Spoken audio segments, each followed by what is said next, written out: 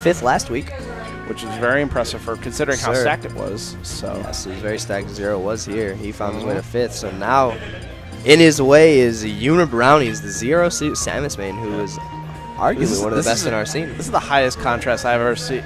So, like, for those who aren't aware, it was like 85 degrees today. it was pretty hot in Chicago. It got to the point, like, my AC was broken, so I was sitting in my room. It was like 88 degrees in my room, and it was just suffering. So Unibrownies is dressed for the weather. Meanwhile, you have Slenderman in full long sleeves. How is this boy got a hoodie? Like, this boy got joggers. How are you? He got duck shoes. Like, how? How is he not, like, dying and all that? He got built-in AC. It's all right. That's that new tech. Hey, Battlefield for the first game. Smart pick for both characters. Because Slenderman has shown that Link can capitalize off of a lot on these tri-platform stages. One thing I love about I love watching Unibrownies as a player. He's so fast-paced and so dynamic. And one thing he utilizes really, really well is neutral air. Yeah, that's one thing that is Unibrownie special. He knows the spacing on that neutral air so much because he knows that that's his most important tool as ZSS. If you can master neutral air, then you can make just about any matchup in your favor very easily. So Unibrownies utilizes that to the fullest. And that's another thing about Unibrownies that I agree with you. I like that he's high octane. I like that he goes for the crazy stuff like that. Again, utilizing that neutral air. Makes it for a very scary ZSS to play against. But another very interesting one to watch. Yep. That was a very clean punish. I'm pretty sure that was the most optimal. Yeah, more than likely. Probably, because got him on the stage control. He could have gone for. Oh no. He probably could have gone for a grab there, but you just want to go for the up B at that point because it gets damage and also gives you stage position. Another thing, Unibrownies has kind of been lacking the respect on Slenderman's shield because the one option that Link has out of shield, that up B, comes out fast and it hits like a truck. So if you're not ready for it, wow, Link is fat, man. Yep, and Battlefield saving his life on that. And that heavy weight saving him there, but he gets hit with the paralyzer. That one shot is all he needs, and now he's back in it. Oh, he still had invincibility from the platform. Yeah, you don't want to take too many risks when going for an approach as they have invincibility, because if you're not paying attention, they can very easily turn the tables on you.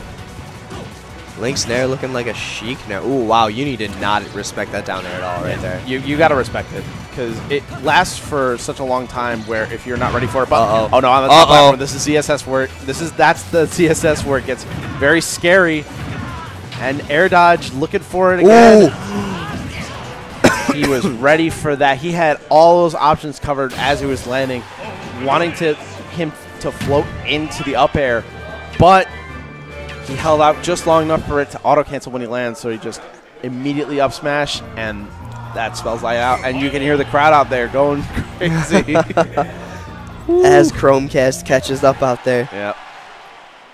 But yeah, I mean, Unibrownies, he played really great. It's just there are certain aspects of Slenderman's play that he's not respecting a whole lot.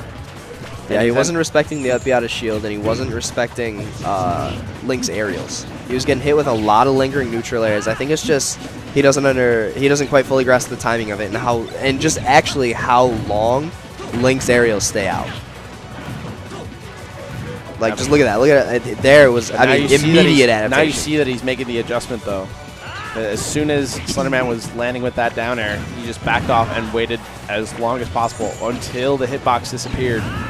Because that hitbox, it lingers for a very long time.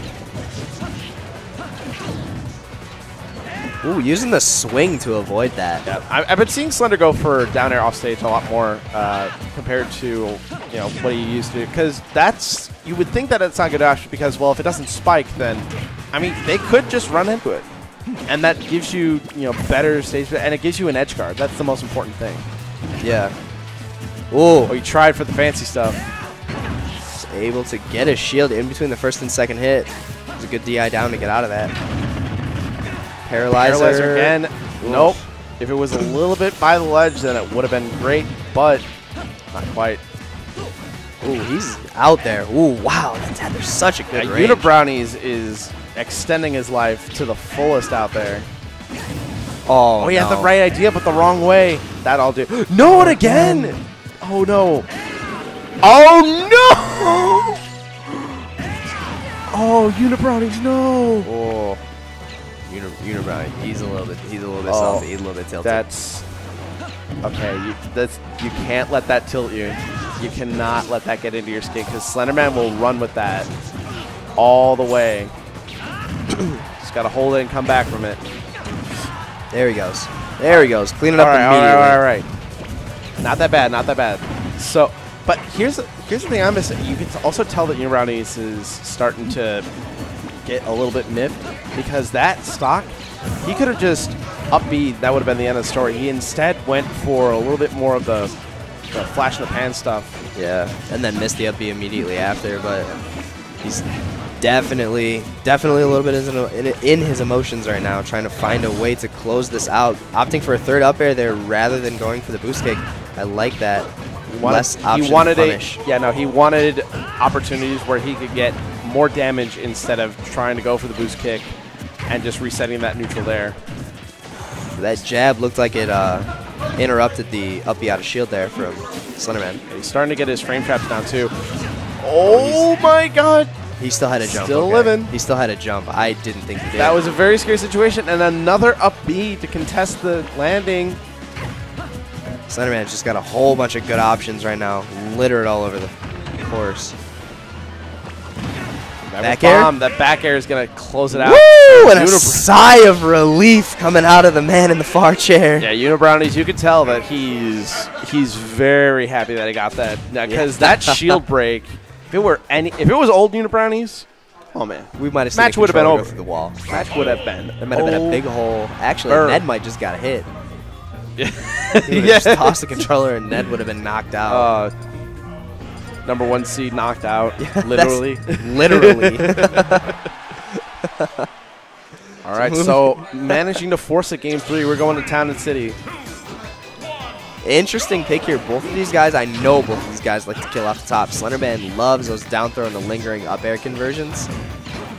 And Unibrownies, of course, he's a Seriously Samus player, loves killing off the top. Now look at some of the more I'm liking that Unibrownies' movement has becoming more solid as the set has gone on, because you notice that earlier there were lots of times where Unibrownies was not confident with his movement at all. He was starting to drop a lot of dash dances. And there we go. Town and City working for Unibrownies. Yes, sir, and this was That's indeed the confidence showing. Oh, Unibrownies is finding a little something. He's trying to feel out a little bit too. He's starting to go for more of the fancy stuff. Yeah, in my opinion, that's when I know Uni's playing his best, when he's feeling himself. Yeah. Starting to catch him a lot with the landings now, just throwing out the up air as Slenderman is trying to land. And he's starting to not let these up Bs. He's starting to respect it a lot more, and look at where it's getting him. He's on the verge of a 2-stock. Clutch air dodge there, and trying to poke at the forward smash, but not quite. All right, F-tilts. F-tilt hit. That F-tilt is a sleeper. That's a sleeper move right there, because you think that it won't. You think that won't do that much knockback, but all of a sudden, if you're by ledge and you're not ready to DI it, oh man, buddy, you are in for a surprise. Oh, converted off his own bomb. It's a grab, not exactly that safe, but now Unibrownies is just throwing out the up airs, making it very hard for Slenderman to land safely. One more good back air, and that's it. On the bomb, catching him out of it. Up till, I wouldn't be surprised if another one, I would not be surprised if another one does it though. Slenderman is at the percent where he needs to get things squared away. Use that rage. No punish. He had the down smash. There was no punish on that. And there we go. Fantastic stuff from Unibrownies there. After losing game 1, claws his way all the way back, and the sigh of relief as he's walking out. Adaptation from really good stuff. From what was a very scary situation, especially in that game 2. Yeah, he was able to adapt to the aerial, the lingering hitboxes off the aerials. really, really good stuff there. We saw it a couple times. He respected down air a lot more.